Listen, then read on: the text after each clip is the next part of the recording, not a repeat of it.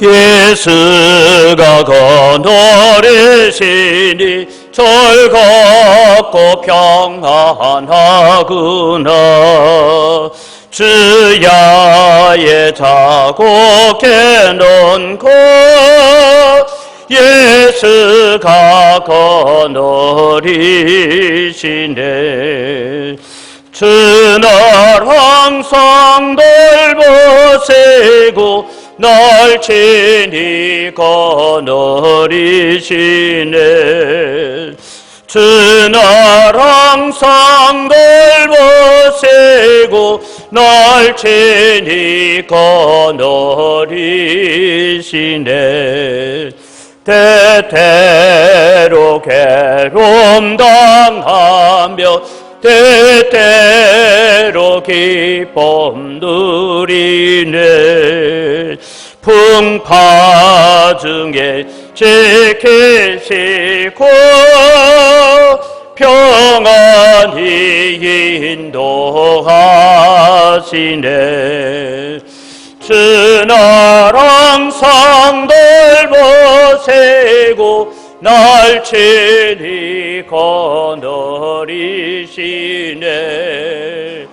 주는 항상 돌보시고 날 친히 거느리시네. 내 주의 손을 붙잡고 천국에 올라가겠네.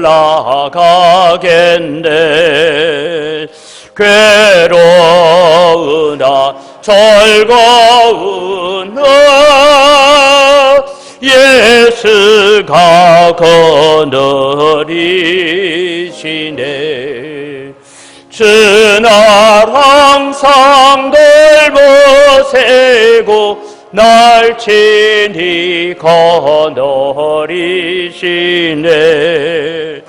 주는 항상 돌보시고 날 친히 거느리시네.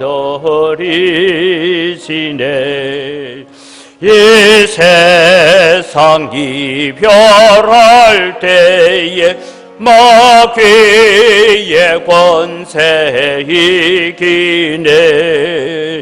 천국에 가는 그 길도 예수가 거느리시네. 주는 항상 돌보시고 날 친히 거느리시네. 주는 항상 돌보시고 날 친히 거느리시네.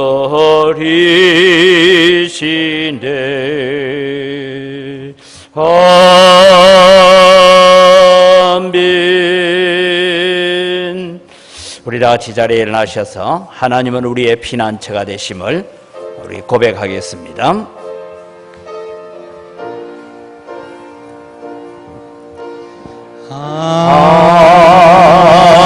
하나님은 우리의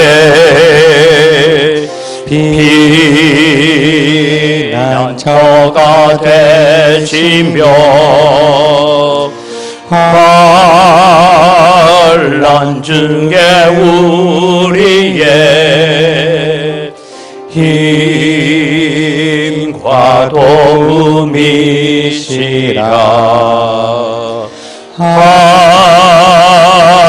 하나님은 우리의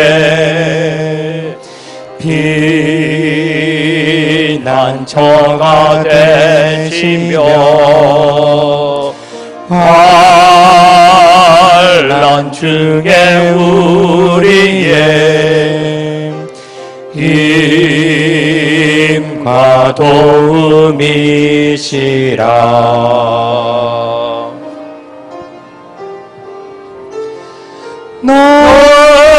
너희는 가만히 있어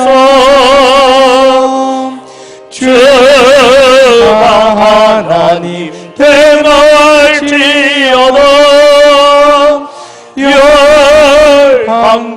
세계 가운데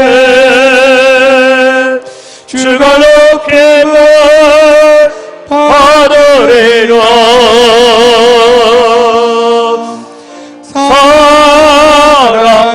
사랑합니다 내 아버지, 찬양합니다 내 온 맘 다하여 선포합니다 예수 그리스도 주님 오심을 기다리며. 한 주간에 우리의 삶을 돌아보면서 하나님 앞에 참회의 기도로 나아가기를 원합니다. 때로는 무더운 날씨 때문에, 폭우 때문에, 때로는 여러 가지 환경 때문에 원망하고 불평하고 그렇게 산 것 있으면 용서하시고, 하나님의 마음을 섭섭하게 하고 사람의 마음을 섭섭하게 한 것 있으면 용서하셔서 오늘도 온전한 예배로 주님 앞에 서게 하여 주옵소서. 우리 함께 기도하며 나아갑니다. 살아계신 아버지 하나님, 은혜를 이 시간 감사합니다. 오늘 또 주님 저희들에게 거룩한 주일을 허락하셔서 예배자로 설 수 있는 은혜를 저희들에게 허락하여 주신 것 감사합니다.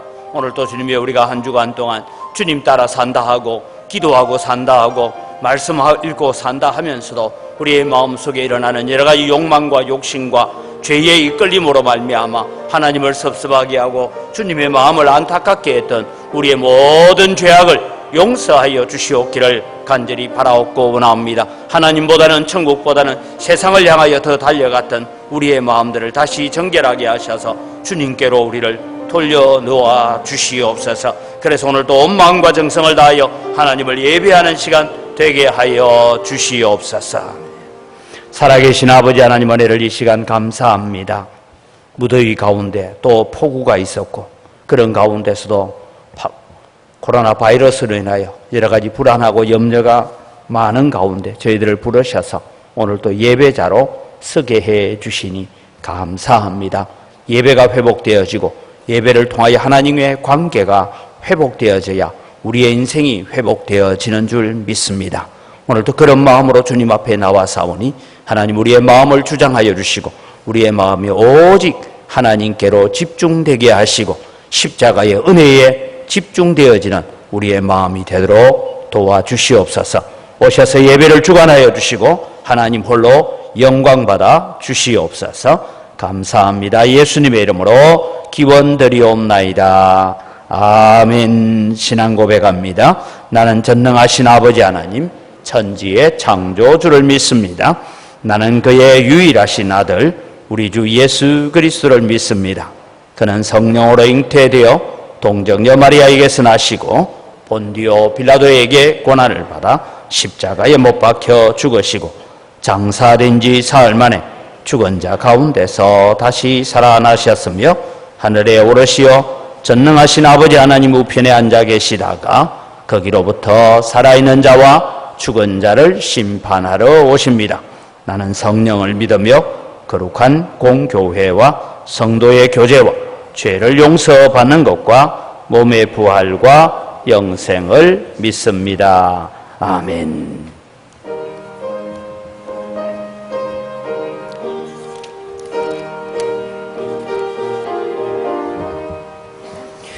즐겁게 간직할 날, 반갑고 좋은 날, 내 마음을 평케 하니 즐겁고 기쁜 날, 이날의 천하 만민 다보좌 앞에서 참되신 삼위일체 다 찬송 부르네. 이날의 하늘에서 새 양식 내리니 성회로 모이라고 종소리 울리니 복음의 밝은 빛은 온 세상 비추며 또 영생물에 걸러 시원케 하시네. 이 주일 지킴으로 새 은혜 받아서 영원히 쉬는 곳에 다 올라갑시다. 성북에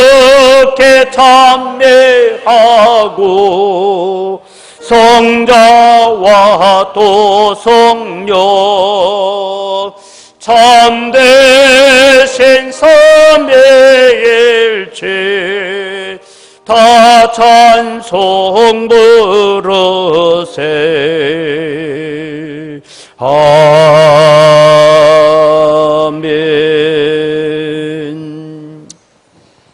사랑과 은혜가 풍성하신 하나님 아버지, 저희들의 삶 가운데 늘 함께 하시고 날마다 감사의 제목들을 허락하시니 감사드립니다. 험한 세상에서 안전하고 건강하게 지켜주셨으니 하나님의 영광을 위하여 살아갈 수 있도록 인도하여 주시옵소서. 오늘 하루도 저희들이 걸어간 주일을 하나님 앞에 온전히 드리는 삶을 허락하여 주시옵소서. 지난 한 주간 육신이 연약하여 봉하였던 저희들의 모든 죄를 긍휼히 여기사 용서하여 주시옵소서. 사랑의 하나님 아버지, 이 나라와 민족을 기억하시고 은총을 내려 주시옵소서. 주님께서 인도하시고 지키시는 가운데 남북 관계가 화해와 일치를 이루어 하나님의 말씀으로 충만한 나라가 되게 하여 주시옵소서.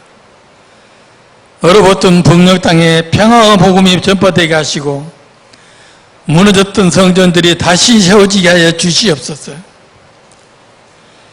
특별히 이번 긴 장마철의 수해로 고통당하는 우리의 많은 국민들을 기억합니다. 그들의 아픔을 하나님께 위로하시고 절망과 어려움을 이길 수 있는 힘을 주시옵소서. 우리 교회를 사랑하시고 지금도 함께 하시는 하나님 아버지, 개가는 모든 사역들이 선한 역사로 이루어지게 하시고 선교 지경을 더욱 넓혀 나가게 하여 주시옵소서. 나를 간절히 찾는 자가 나를 만나리라. 한 마음으로 헌신하게 하여서 주님이 주신 기쁨으로 하나님을 만나게 하여 주시옵소서. 아주 오랫동안 코로나 바이러스로 많은 어려움을 겪고 있습니다. 이제 이 감염병을 물리치시고 이 나라를 전정 안정시켜 주시옵소서. 코로나19가 종식되어서 온전한 예배 자리가 회복될 수 있도록 역사하여 주시옵소서. 우리 교회 각 기관들을 기억하여 주시옵소서. 이름도 없이 빛도 없이 섬기는 귀한 손길들을 축복하시고 그들의 헌신이 하나님 나라 확장을 위하여 귀하게 쓰임받게 하여 주시옵소서. 이 시간 선포되는 하나님의 말씀이 저희들의 삶을 다시금 돌아보고 빛의 길로 나아가는 생명의 복음이 되어 우리의 영혼을 일깨우게 하여 주시옵소서. 살아계셔서 역사하시는 예수 그리스도의 이름으로 기도드립니다. 아멘.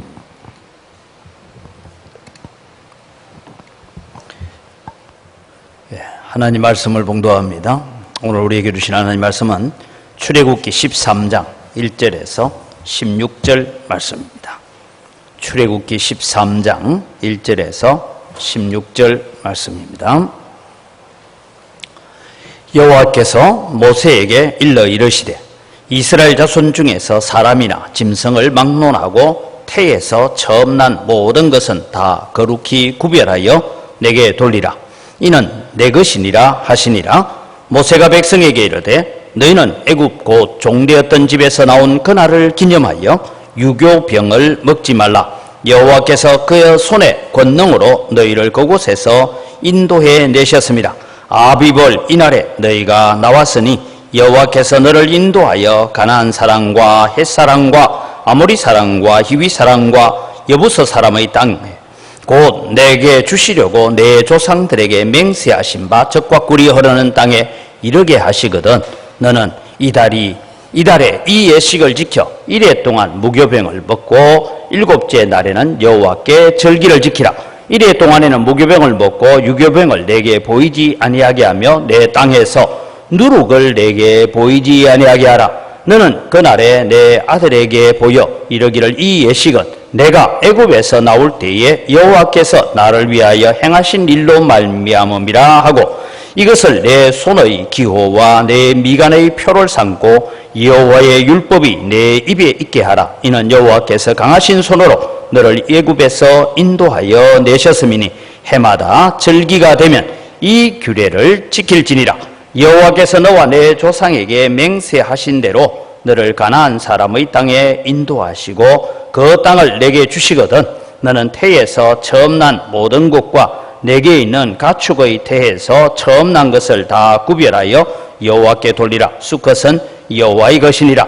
나귀의 첫 새끼는 다 어린 양으로 대속할 것이요 그렇게 하지 아니하려면 그 목을 꺾을 것이며 내 아들 중 처음 난 모든 자는 대속할지니라. 후일에 내 아들이 내게 묻기를 이것이 어찌 됨이냐 하거든 너는 그에게 이르기를 여호와께서 그 손의 권능으로 우리를 애굽에서 곧 종이 되었던 집에서 인도하여 내실세 그때에 바로가 완악하여 우리를 보내지 아니하며 여호와께서 애굽 나라 가운데 처음 난 모든 것은 사람의 장자로부터 가축의 처음 난 것까지 다 죽이셨으므로 태에서 처음 난 모든 수컷들은 내가 여호와께 제사를 드려서 내 아들 중에 모든 처음 난 자를 다 대속하리니 이것이 내 손의 기호와 내 미간의 표가 되리라.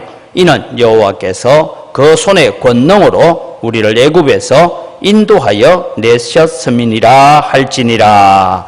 아멘. 찬양합니다.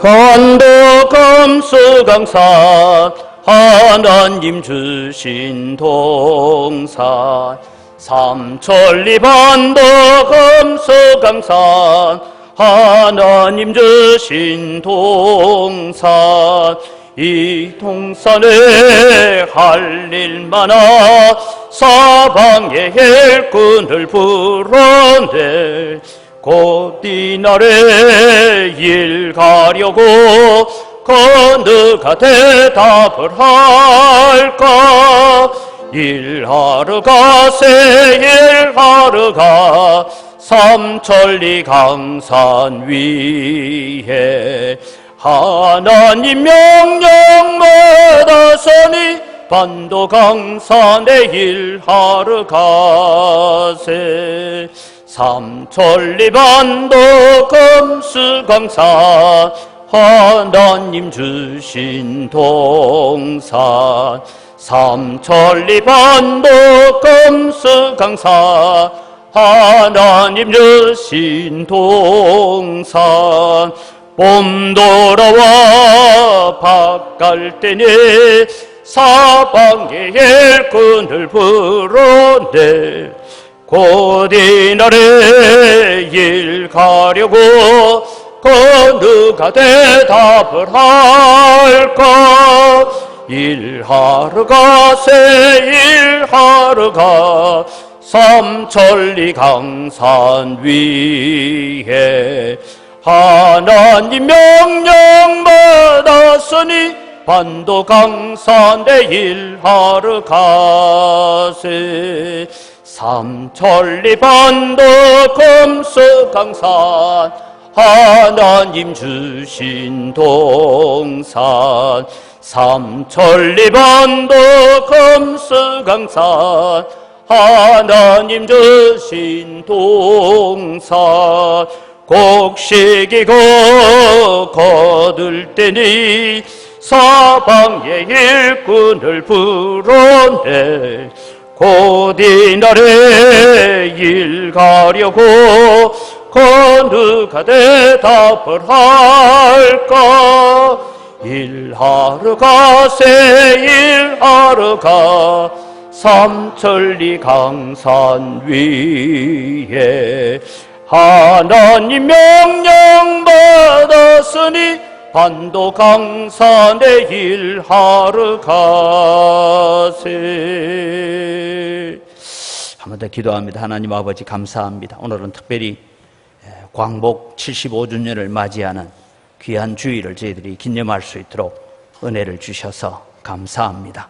이 코로나 바이러스와 또 집중호우와 폭염 가운데서도 우리 성도들을 지켜주시고 보호해 주셔서 예배자의 자리에 나오게 해 주셔서 감사합니다. 오늘 또 오셔서 우리의 마음에 귀를 열어주시고 하나님 말씀 앞에 헌신하고 결단할 수 있는 그런 귀한 시간 되게 하여 주시옵소서. 감사합니다. 예수님 이름으로 기도드립니다. 아멘. 아마 어제는 여러분 우리 광복 75주년 기념식을 하는 그런 행사였습니다. 광복절입니다. 오늘 우리가 16일인데 우리가 광복절 기념주일로 오늘 우리가 한번 국가적인 차원에서도 하나님의 말씀을 생각해 볼 필요가 있다라는 그런 마음을 가집니다. 많은 그리스도인들은 이 광복절은 우리나라가 일제로부터 해방된 국가기념일로는 다 알고 있고 다 이해를 하고 있습니다. 그러나 여러분 이 광복절이 정말 한국교회의 신앙의 기념일, 한국교회의 믿음의 광복절로 해석하거나 지켜가는 사람들은 그렇게 많지 않습니다. 많은 기독교 역사학자들도 그냥 광복절을 넘겨가고 있습니다만 이 광복절은 여러분 오늘 우리는 좀 다른 의미에서 생각을 해봐야 됩니다. 여러분 이 8.15 광복이라는 것은 바로 세속적인 역사와 동시에 하나님의 구원의 역사다라는 이 양면성을 가지고 있는 것을 우리가 보아야 됩니다.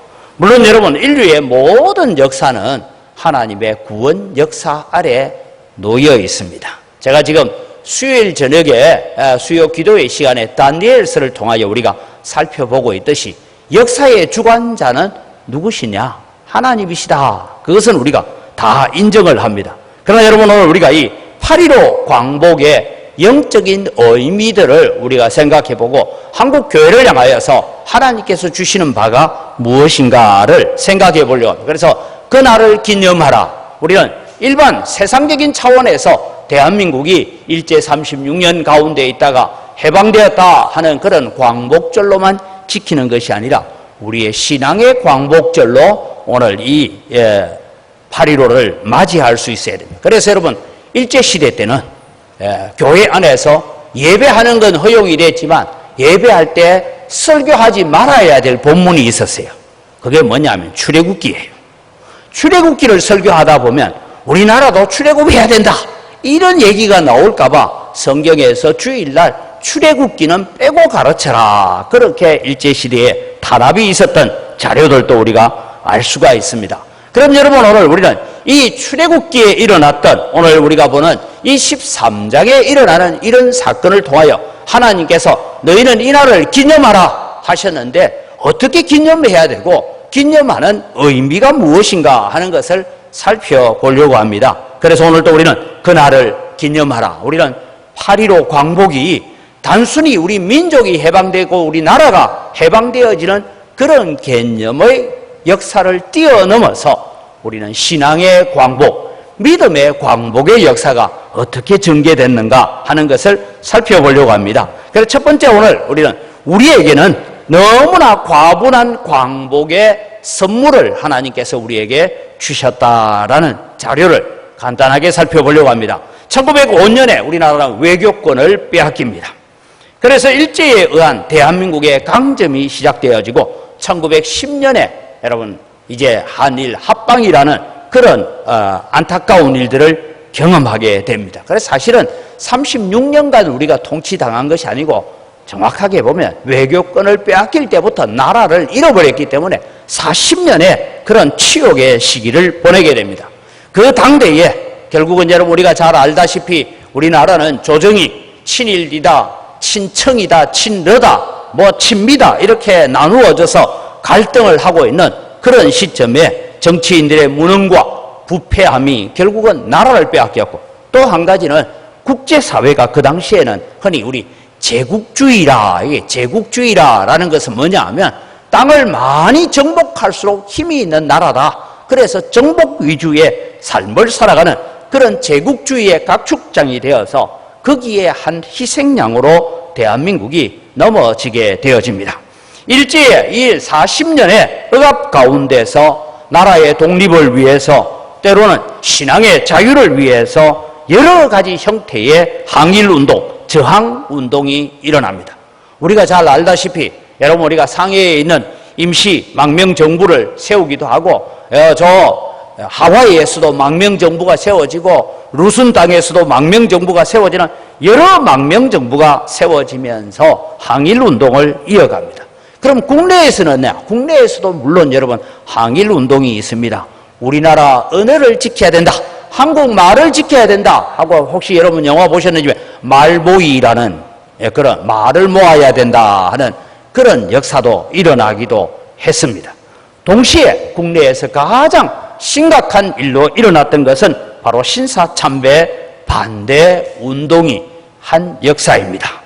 지금까지는 신사참배 반대하다가 옥중에서 돌아가셨거나 아니면 옥중에서 모진 고초를 당하고 고난을 당한 사람들을 국가유공자로 인정하지 않았습니다. 최근 들어서 이제 이렇게 옥중에서 순교한 분들이나 이런 분들도 동일하게 국가유공자가 되어야 된다 해서 유공자 반열에 등장되어지는 그런 현실을 보게 됩니다. 여러분, 우리 언광교회의 전신이었던 루문교회는 어떻게 했느냐? 신사참배해라 하니까, 여러분, 신사참배는 다 우리가 예배 전에 일어나서 찬양하듯이 온 성도들이 다 일어나서 동쪽 해돋 놓은 곳을 향하여서 큰 절을 합니다. 여러분, 역사를 보면 거기에 우리 여기 사직공원 쪽에도 일본 신사를 지어놓고 거기에 온 학생들을 데리고 가서 절하고 하는 그런 일들이 있었습니다. 이렇게 하니까 우리 누문교회 믿음의 선배들은 신사에 절하면서 우리가 예배하느니 차라리 교회 문을 닫겠다 이러고 교회 문을 닫아버렸어요. 그래서 그런 믿음의 강골, 신앙의 온전함을 유지하려고 애썼습니다. 이런 내적 운동이 있었음에도 불구하고 대한민국은 여러분 독립할 만한 힘이 있었느냐? 절대 그렇지 않았습니다. 여러분, 한때는 독립선언문에 서명을 했던 사람들, 그리고 한때는 28 도쿄 독립선언을 했던 유학생들 가운데 많은 지식인들이 결국은 1940년대에 들어오면 무엇을 연설하고 다니느냐 하면 조선 청년들이요, 황국 신민이 되어서 황군에 가입해라 하고 전쟁에 가입하라고 연설을 하고 다녔던 사람들도 있습니다. 그래서 그 사람들에게 왜 그랬느냐라고 물어보면 한마디 답이 있습니다. 도무지 조선은 해방되지 못할 것 같았다. 그래서 여러분, 우리 암살이라는 영화에도 보면 이 일본의 앞잡이가 되었던 임시정부의 요인이 왜 그랬어요? 라는 질문 앞에 해방될 줄 몰랐으니까.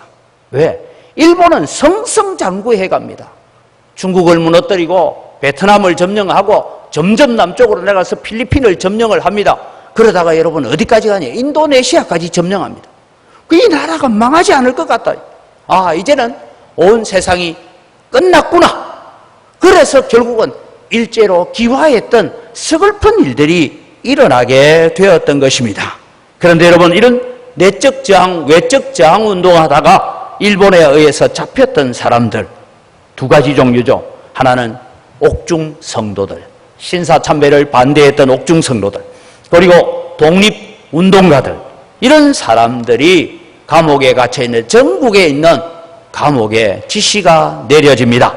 8월 17일 아침밥에 독약을 넣어서 2,000명에 가까운 이런 인사들을 다 독살하라라는 지시가 내려와 있습니다. 그래서 그 지시를 받아들고 있는 그때에 우리가 잘 알다시피 8월 6일, 8월 7일 히로시마와 나가사키에 핵폭탄이 투하되어지고 일본이 전적으로 항복을 선언한 날이 8월 15일 정오입니다. 일본 천황이 우리는 전체를 항복한다라고 항복 선언을 하게 되어지죠. 그 항복 선언서 조인식을 여러분 어디서 했는지 압니까? 지금은 무너지고 없는 우리나라에 있는 조선 총독부 건물에서 미군 대표, 일본군 대표가 앉아서 항복식 조인식을 하는 그런 일들도 일어났습니다. 이 일들을 두고 저희들이 학교에서 공부를 할 때에 고려신학대학원에서 교회사를 가르치고 구속사를 가르쳤던 박종칠 교수님이라고 있습니다. 이분이 책에 구속사적 구약 성경 해석이라는 이 책에 보면 이런 글을 적어놓고 있는 것을 보게 됩니다. 이분이 이러세요. 이때 하나님께서는 미국이라는 외부의 강력한 힘을 사용하셔서 우리 민족과 민족교회에 과분한 해방의 선물을 주셨다. 교수님은 계속해서 8.15 광복은 대한민국, 한민족 모두를 포괄하는 정치적인 해방 사건인 동시에 하나님께 목숨 바쳐 믿고 진리를 파수했던 참된 언약의 백성을 향한 대속의 구원사적 사건이며 8.15 광복은 참된 진리와 신앙의 순수성을 지키기 위하여 목숨을 걸었던 하나님의 백성을 향하신 하나님의 구원 역사, 출애굽에 버금가는 하나님의 손길이다. 그렇게 설명을 하고 있습니다. 왜 우리가 이런 본문을 봐야 3절 말씀 오늘 본문을 보면 이렇게 나옵니다. 3절에 모세가 백성에게 이르되 너희는 애굽 곧 종되었던 집에서 나온 그날을 기념하여 유교병, 즉 부풀개를 넣지 않은 딱딱한 빵을 먹어야 된다 이 말입니다. 여호와께서 그 손의 권능으로 너희를 그곳에서 인도해 내셨습니다. 이스라엘 백성에게 출애굽은 너무나 과분한 은혜였습니다. 왜 그렇습니까? 출애굽 직전까지 이스라엘 백성들이 한 행동을 보십시오. 처음에는 모세가 오니까 기뻐서 찬송하고 하나님께 영광을 돌리다가 바로의 핍박이 점점 더 심해지니까 오히려 모세와 아론을 향하여서 저주하면서 그렇게 항의하고 불평하고 원망했던 사람들이 이스라엘 백성들입니다. 그들은 도무지 구원을 받아야 될 만한 가치도 없고 그렇게 살았던 사람들도 아닙니다. 그들에게 하나님께서 은혜를 베푸시고 모세를 보내어서 출애굽의 역사를 일으켜 가십니다. 이러한 출애굽 당시에 자신들의 삶을 돌아보면서 하나님께서 하시는 말씀이 너희는 그날을 기념하는데 유교병을 먹지 말고 무교병, 누룩을 넣지 않은 딱딱한 빵, 굳어있는 빵을 먹으면서 이제 너희들이 이 절기를 지켜야 한다. 그럼 여러분 무교병을 먹어야 하는 이유가 있습니다. 왜 이스라엘 백성들은 이 6월절이 되면 일주일 동안, 그러니까 8일입니다.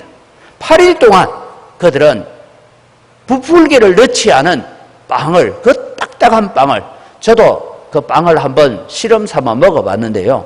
이건요, 돌덩이 같아요. 돌덩이 같아요. 그래서 그것을 먹을 때는 우유라든지 이런 곳에 넣어서 적시지 않으면 먹을 수 없을 만큼 딱딱한 그런 빵을 먹어야 합니다. 이 이유는 첫째는 애굽에 종살이 하던 때를 기억해라 라는 것입니다. 고난의 떡입니다. 고난의 시기를 잊지 말라. 너희들이 들어가서 잘 살게 되거든 애굽 땅에서 어떤 형편에 있었고 어떤 자리에 있었는지 잊지 말라라는 것을 오늘 무교병을 먹으면서 기억해야 됩니다. 너희들은 아무것도 할 것이 없어서 그냥 종으로 고난당하고 있을 때에 하나님께서 친히 오셔서 너희를 건져내셨고 10가지 재앙으로 애굽을 망하게 하여서 너희를 건져내었다. 이것을 기억해라 라는 것입니다. 여러분 우리 대한민국도 마찬가지입니다. 일제의 탄압과 공출로 말미암아서 여러분 우리 어른들은 농사를 지어 놓아도 쌀밥 한번 제대로 못 먹었습니다. 그래서 저는 일부러 제가 저 군산에 있는 그 항구로 송출하는 그 일자리에 가봤습니다. 세관에. 아직도 여러분 군산에 가면 그 건물들이 남아있잖아요. 일본어로 모든 이 지역에서, 호남 지역에서 나는 그런 쌀들을 다 보내기 위해서 했던 그런 자리들이 남아있습니다. 농사는 지었지만 배가 고파야 되는 이런 어려움을 겪고 있을 때에 하나님께서 우리에게 해방을 허락해 주셨다. 오늘 우리는 한 그릇의 밥을 대할 때마다 저는 그런 감사의 기도도 해야 된다라고 생각합니다. 여러분, 물론 우리는 너무 배부른 시대를 살고 있어서 잘 모릅니다. 그러나 여러분, 우리는 밥 한 그릇을 대할 때도 이런 광복절의 의미를 생각한다면 하나님께서 주신 고난의 시기를 잊어버리지 말라. 여러분, 고난의 시기를 잊어버리면 나타나는 것이 뭡니까? 육체의 쾌락과 육체적인 방종으로 흘러간다라는 것입니다. 두 번째, 유교병을 먹지 말아야 될 이유는 과거 죄로 얼룩진 행위로부터 단절하라라는 말씀입니다. 성경에는 누룩을 늘 죄로 비교되고 있을 때가 많습니다.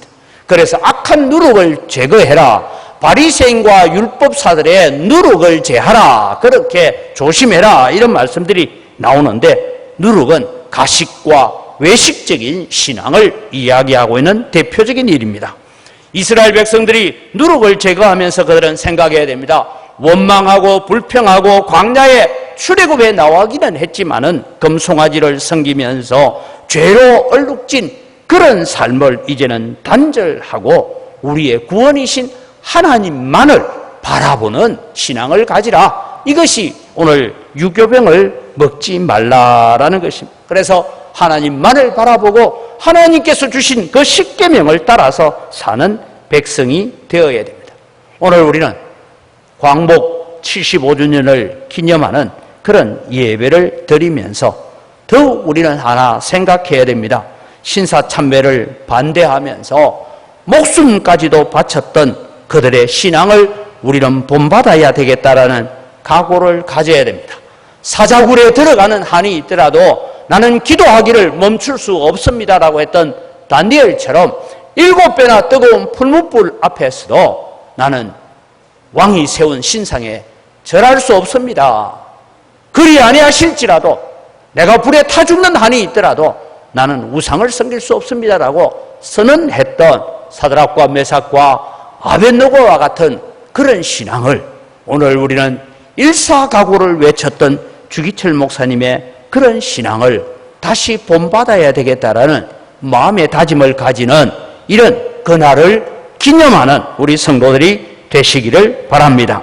많은 기독교 역사가들이 8.15 광복에 대한 해석을 할 때에 주로 세속적인 역사로만 간직하고 있습니다. 교회 밖의 역사로만 이해하려고 합니다. 그러나 여러분, 우리는 이 8.15 광복절을 하나님의 구원 역사라는 측면에서 한국 교회를 구원해내시는 출애굽의 역사라는 그런 차원에서 그날을 기념할 수 있는 성도들이 되어야 됩니다. 구원의 역사는 인류 역사와 더불어 날마다 전진해 옵니다. 언제까지? 예수 그리스도가 재림하여 완성하는 그날까지 하나님께서 일해 가실 것입니다. 다시 말씀드립니다. 수요 기도에서 다니엘서를 통하여 우리가 배우는 것은 하나님이 계시지 않는 것 같아요. 어떻게 하나님이 계신다면 유다 나라가 바벨론의 포로로 끌려와서 이렇게 고난을 당할 수 있습니까? 그러나 그 모든 역사를 이끌어 가시는 분은 하나님이시다라는 것입니다. 오늘 여러분, 우리는 우리 마음속에 하나님께서 우리 민족에게 특별히 한국 교회에 과분한 은혜를 베푸신 사건이 바로 8.15 광복이다. 그게 이틀만 늦어졌으면 우리가 흔히 말하는 옥중 성도들은 감옥에서 다 죽었습니다. 근데 하나님이 이틀을 앞당겨서 그들을 구원해내셨던 것을 우리는 바라봅니다.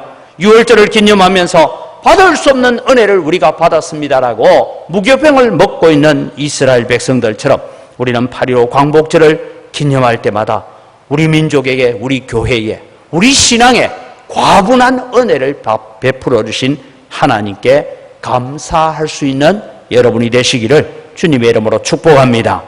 두 번째는 이 광복절과 이 6월절을 통하여 우리가 바라봐야 되는 것은 하나님께서는 참된 언약 공동체인 교회를 통하여서 세상을 보신다라는 것입니다.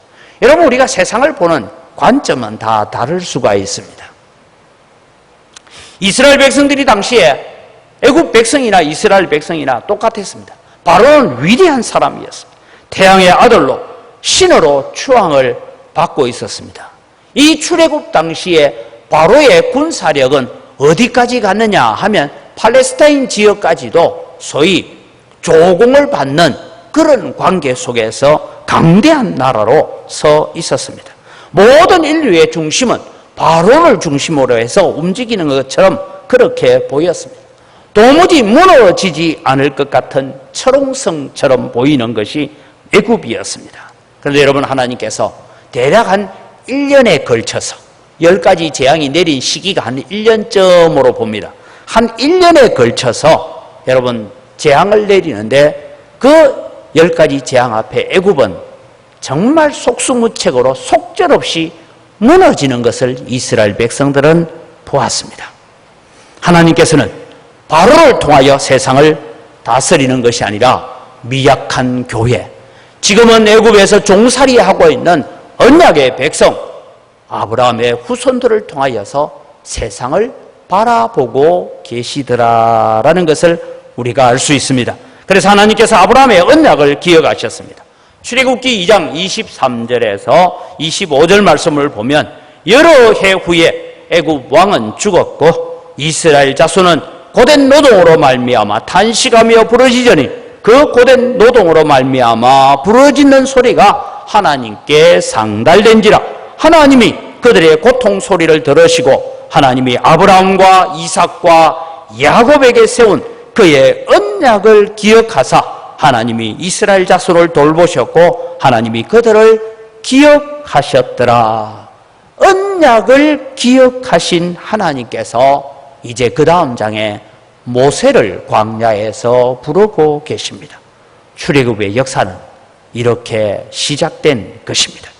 우리가 8.15 광복절을 맞이한 것도 이런 맥락입니다. 8.15 광복절은 목숨을 바쳐 진리를 사수하기를 원했던 언약의 백성들, 감옥에 가도 나는 이 진리를 놓칠 수는 없습니다. 나는 하나님 외에는 다른 신이 없습니다라고 그렇게 죽음을 불사했던 그런 신앙의 선배들을 기억하시고 돌보신 사건이 8.15 광복절이다라고 우리의 마음속에 새겨야 우리 민족에게는 하나님의 구원 역사의 한 부분이 이렇게 이루어져 왔습니다. 여기서 우리가 잠시 생각을 해보면 일제 36년의 억압 통치 하에서 불신앙과 배교의 형태가 많이 난무하고 나타났던 시절을 봅니다. 이 시절에 하나님의 구원 역사의 눈길은 누구를 보고 있었을까요? 신사참배를 가결을 하고 신사참배하면서도 교회에 나와서 예배를 인도했던 그들을 통해서 하나님께서 세상을 보셨을까요? 아니면 생명 걸고 진리를 사수해야 된다는 믿음 가운데 있는 성도들을 통해서 세상을 보셨을까요? 여러분이 룸교회의 역사를 살펴보면 서글픈 이야기들도 많이 나옵니다. 우리 교회가 이제 해방 이후에 다시 교회를 재건하고 난 다음에 우리 교회가 부흥회를 하겠다. 그래서 강사를 누구를 부르느냐 하면 옥중에서 평양 감옥에서 이제 살아나오신 한상동 목사님을 우리 교회 부흥 강사로 부르겠다 했더니 여러분 신사참배를 적극적으로 동참하고 배교의 길을 걸었던 교권주의자들이 그런 사람은 너희 교회 강사로 부르지 마라 이랬어요. 그래서 이 전남노회라고 전남노회가 자료를 보면 그런 강사를 부르면 안 된다 해서 억압을 하니까 우리 루문교회가 어디로 가냐면 그러면 우리는 전남노회를 탈퇴해서 우리는 다른 노회로 가겠다 해서 한상동 목사님이 속해 있던 경남노회로 가입을 합니다. 마산으로. 거기 잠시 가 있어요. 그러면서 부흥회를 하고 했더니 이때 당시에 광주 안에 이 전남 안에서 우리도 신사참배를 반대하면서 교회 문을 걸어 잠궜던 교회들입니다 라고 하는 교회들이 등장합니다. 그래서 만들어진 것이 그 교회들을 뭉쳐서 13교회가 모여져서 만든 것이 지금 전라노회입니다. 대단한 신앙의 열정과 믿음의 순수성을 가지기를 소원했던 것입니다.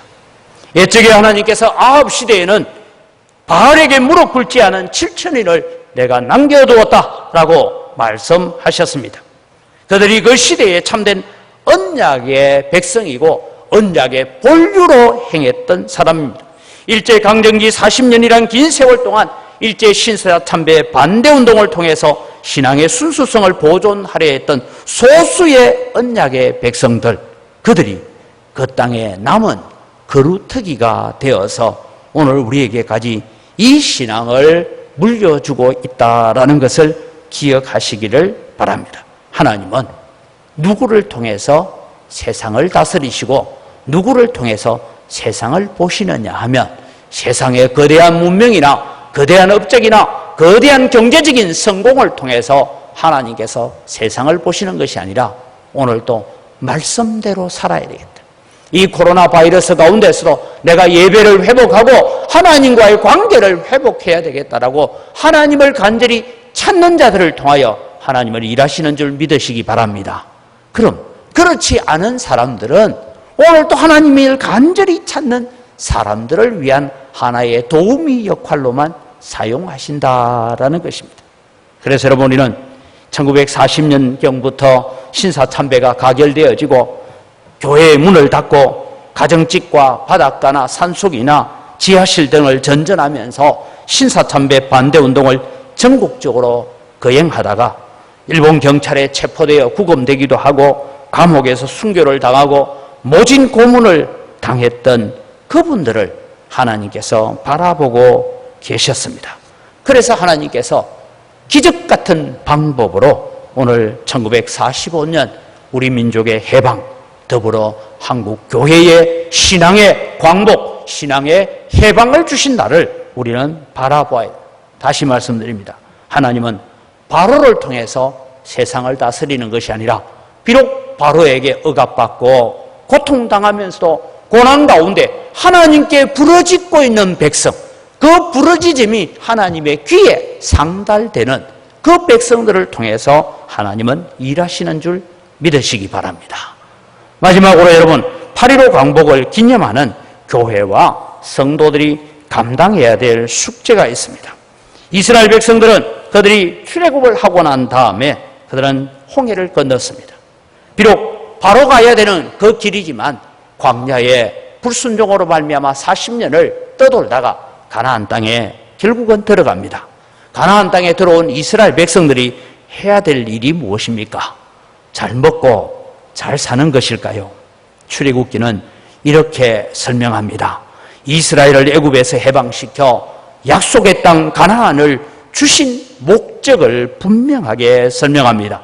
출애굽기 19장 5절 6절에 보면 세계가 다 내게 속하였나니 너희가 내 말을 잘 듣고 내 언약을 지키면 너희는 모든 민족 중에서 내 소유가 되겠고 너희가 내게 대하여 제사장 나라가 되며 거룩한 백성이 되리라. 너는 이 말을 이스라엘 자손에게 전할지니라. 여러분은 이 본문에서 너희가 내게 대하여 제사장 나라가 된다라는 이 말을 여러분 주의해서 보아야 합니다. 제사장이 하는 일이 무엇입니까, 여러분? 제사장은 가장 큰 것은 죄를 속하는 제사를 드리는 일이 제사장에게 가장 중요한 임무입니다. 제사장은 죄를 속하는데 두 가지 죄를 속하더라고요. 하나는 자기 죄를 먼저 가지고 나아가서 하나님 앞에 제사를 드리고 자기를 정결케 합니다. 그 다음에 뭡니까?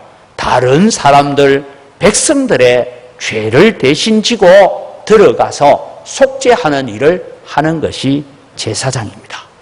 그럼 여러분, 제사장이 그 일을 한다면 제사장 나라는 무엇을 해야 됩니까? 제사장 나라는 1차적으로 자기 나라의 죄를 가지고 하나님 앞에 나아가 회개하고 자기를 속죄하는 일을 해야 되고, 다른 나라의 죄악을 대신 지고 들어가서 하나님 앞에 속죄하는 일을 하는 것이 제사장 나라입니다. 그들은 열방을 향한 제사장 나라가 되어야 합니다. 이것이 출애굽기의 궁극적인 목적입니다. 이스라엘 백성이 하나님을 섬기고 사는 것을 바라보고 열방들이 주께로 돌아오게 만드는 도구로 하나님께서 사용하시기를 원하셨습니다. 그런데 이 임무를 이스라엘은 실패합니다. 오히려 열방을 본받으며 우상 숭배의 길을 걸어가고 말았습니다. 그렇다면 8.15 광복은 단회적인 사건으로 종결된 것이 아니라 이것이 구원의 역사라면 아직도 우리에게 미완성된 광복절 숙제가 우리에게 남아 있습니다. 이것을 우리는 그날을 기념하면서 바라보아야 될 의식입니다.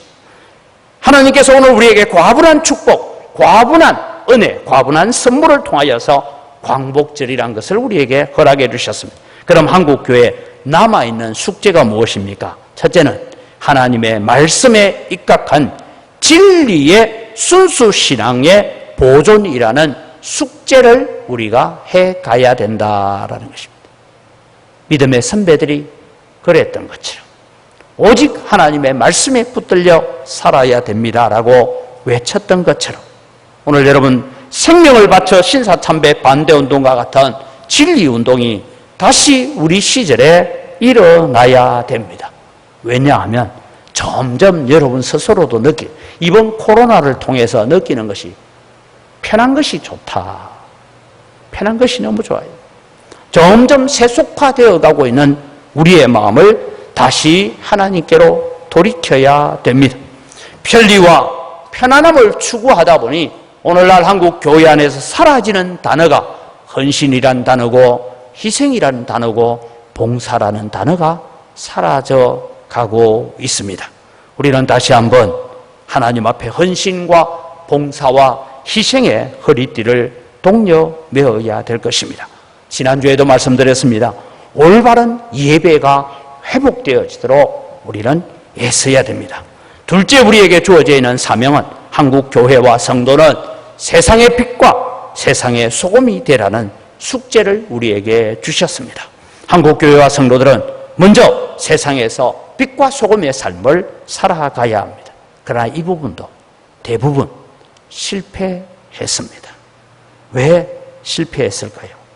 성공주의, 물량주의, 성장주의가 교회를 지배하게 되어짐으로 말미암아서 세상의 빛과 소금이 되는 삶을 실패했습니다. 사랑하는 성도 여러분, 우리는 이 광복절을 기념하면서 경건함과 거룩함을 다시 회복해 가야 됩니다. 베드로전서 2장 9절은 이렇게 말씀합니다. 오직 너희는 택하신 족속이요 왕 같은 제사장들이요 거룩한 나라요 그의 소유된 백성이니 이는 너희를 어두운 데서 불러내어 그의 기이한 빛에 들어가게 하신 자의 아름다운 덕을 선포하게 하려 하십니다. 우리로 하여금 하나님의 아름다운 덕을 선포하고 선전하도록 우리를 부르셨습니다.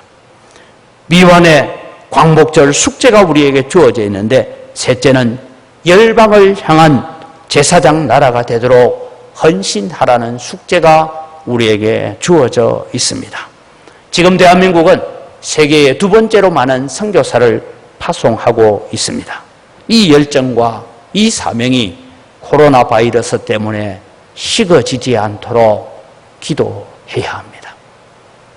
제가 지금 보고를 받는데 우리 교회뿐만 아니라 여러 교회에 대한 자료를 보고를 받아보면 이렇습니다. 코로나 바이러스가 오고 난 이후로 교회 재정이 30%, 20% 줄어들고 있습니다. 그럼 이 줄어드는 비용을 어디서 메꾸어야 될까? 결국은 선교비 줄이고 전도비 줄이고 우리가 정말 해야 될 교회의 사명을 줄이고 우리가 배부르게 먹고 안심하고 살고 편안하게 사는 쪽으로 흘러가는 이런 결과를 가져올 수 있다는 것입니다. 마지막으로 여러분, 한국 교회에 주어져 있는 미완의 숙제가 하나 있는데, 이것은 한국 교회는 교묘한 모습으로 도전해 오는 세속적이고 반기독교적 시대 정신과 싸우라는 숙제가 우리에게 주어져 있습니다. 이 숙제를 저는 미처 몰랐는데, 최근에 일어나는 지금 우리나라 정치권에서 하고 있는 포괄적 차별금지법 이런 이야기들을 들어보면서 이런 생각을, 이 얘기는 여러분 뭐 제가 길게 설명하지 않아도 지난번에 전단지 나누어 준 걸 다시 한번 보십시오. 없는 분들은 도로 받아가십시오. 인권이라는 탈을 쓰고 그 이면에 압력하고 있는 것은 악의 왕국 사탄의 정체를 우리는 바라볼 수 있어야 됩니다. 우리 시대의 신앙 공동체는 세속적인 사고방식, 세속적인 시대 정신이 오늘 우리를 포섭해 가지 못하도록 정신을 차리고 우리 자녀 세대에 우리는 진리의 파수꾼 역할을 감당해 가야 됩니다. 대한민국 교회는 신사참배를 주도한 교권주의자들이 저지른 행패에서 아직 해방되지 못했습니다. 그 결과가 뭐로 나타나느냐? 앞서 말씀드린 물량주의와 성장주의와 성공주의로 나타났습니다. 봐라, 너가 그래 떠들어도 교인 우리가 많지 않냐? 교인 많이 모아놨지 않냐? 이렇게 나오는 것입니다. 그러다 보니 여러분 한국에는 동성애와 같은 문제들이 일어나고 타협주의 신학이 발전하게 되었습니다. 자료를 살펴보니까 여러분 이런 겁니다. 국민소득 3만 불, 우리는 그 4만 불을 향하여 간다 해서 저도 굉장히 기분이 좋고 좋았어요. 그런데 여러분 기독교 사가들이 밝히는 자료들을 바라보면 3만 불 시대가 넘어가면 병폐가 하나 나타나는데 그 가장 큰 병폐가 뭐냐 하면 쾌락주의로 흘러가고 초감각주의. 여러분 초감각주의라는 게 뭐냐? 뭐가 자극적인 게 없다 이거예요.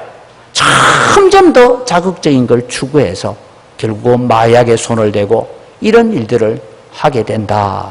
그래서 소돔과 고모라가 되어간다라고 말하고 있습니다. 우리는 이 시대에 그냥 정치권에서 포괄적 차별금지법, 성평등법 하는 것을 그냥 바라볼 것이 아니라 이것이 인류 역사 속에 흘러나오고 있는 그 일이구나. 그럼 여러분 우리는 다시 진정한 광복을 우리가 기념하려면 순교자들이 주장했던 오직 믿음, 오직 성경, 일사각오의 신앙, 오직 하나님께 영광이라는 신앙을 회복하는 것입니다.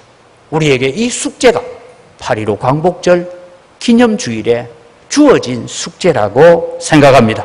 그래서 우리는 건강한 교회, 건전한 문화, 건강한 가정, 건강한 시대 정신을 바르게 세워서 우리의 다음 세대에 물려줄 수 있는 숙제를 잘 하는 우리 성도가 되기를 주님의 이름으로 축복합니다.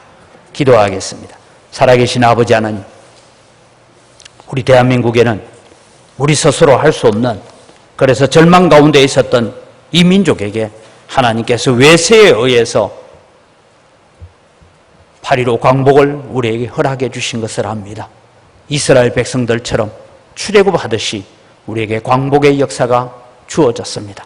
단순히 그날을 기념하는 그 수준에 머무는 것이 아니라 진정으로 8.15 광복을 통해서 한국 교회에 하나님께서 던져주시는 숙제를 잘 감당해내는 그런 우리 한국 교회가 되게 하시고 우리 영광교회 성도들이 되어지도록 은혜를 더하여 주시옵소서. 그래서 우리가 다음 세대에 건강한 교회를 물려주고 건강한 사회를 물려주고 건전한 문화를 물려줄 수 있는 그런 믿음의 삶을 앞서서 살아가게 하여 주시옵소서. 감사합니다. 예수님 이름으로 기도드립니다. 아멘.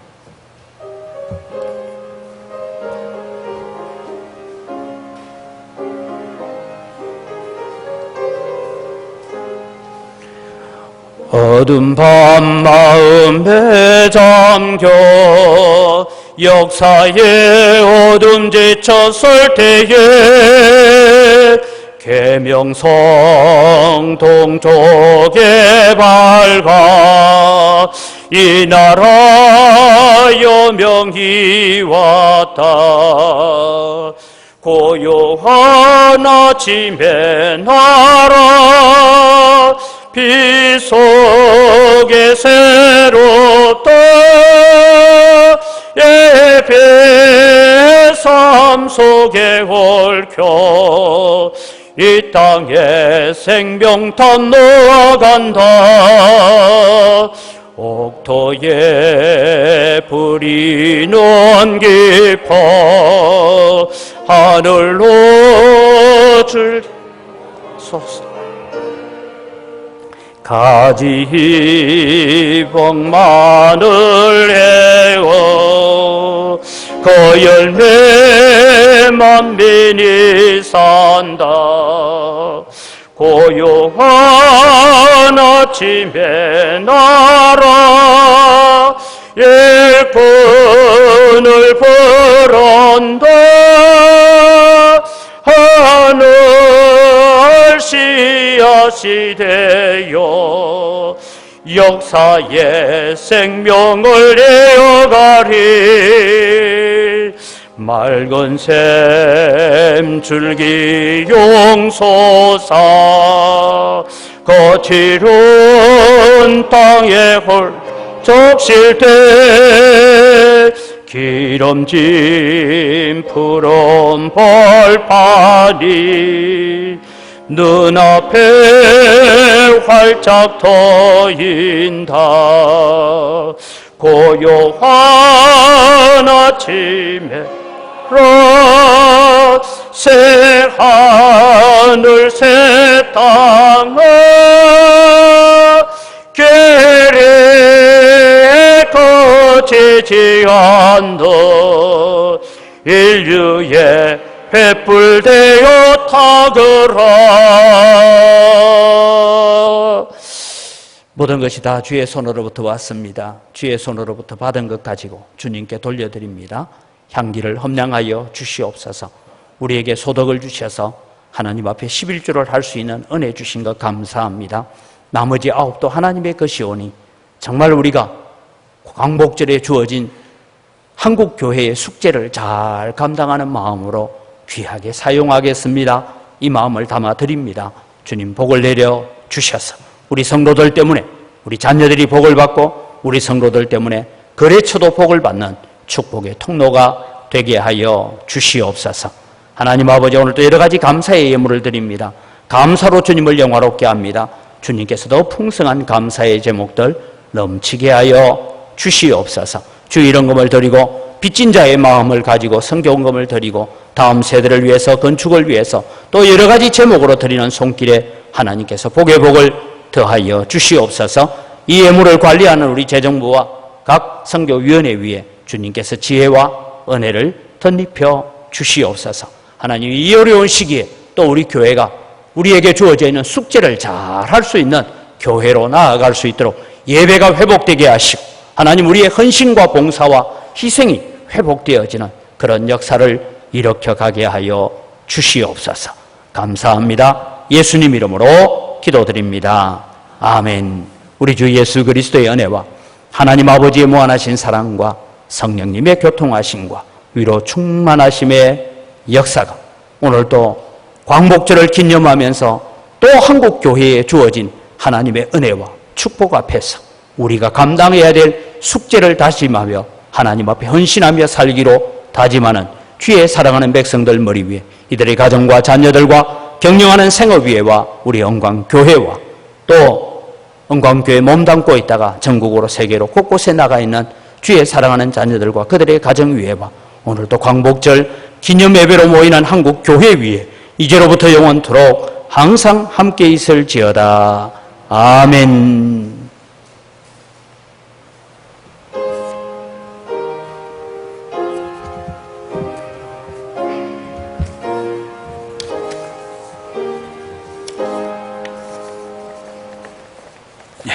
예배를 마칩니다. 우리 옆 사람들과 인사를 합시다. 광복절 정신을 회복합시다. 광복절 정신을 우리가 다시 회복하여서 믿음의 헌신과 결단을 가질 수 있기를 바랍니다. 교회 예배 공지는 주보를 참조하시고 2부 예배 후에는 정기 당회가 있습니다. 당회원들 기억해 주시고 또 계속해서 이 신종 코로나 바이러스가 확산되는 그런 조짐을 보이고 있는데 우리 성도님들 2가지만 잘하면 됩니다. 마스크 잘 쓰시고 손 자주 씻고 하나 더 추가한다면 손을 눈과 코와 입에 안 가져가기. 쉽죠? 숙제 간단해요. 마스크 잘 쓰고, 손 자주 씻고, 손을 어디에 가져가지 말라고요? 눈과 코와 입에 잘 안 가져가면 이 예방을 잘 할 수 있습니다. 기억해 주시고, 또 배전도사님하고 저하고 이번 주간 휴가 기간인데 잘 다녀올 수 있도록 기도해 주시고, 우리 임진 집사님, 우리 남편 되시는 분 돌아가셔서 어제 우리 제 장례 위로 예배를 드리고 왔습니다. 또 만나시면 다음 주에 오시면 함께 위로해 주시고 격려를 해 주시기를 바랍니다. 마지막 무더위에 여러분 또 더위에 조심하시고 또 하나님의 사명을 감당하시기를 바랍니다. 우리 함께 서로를 축복합니다.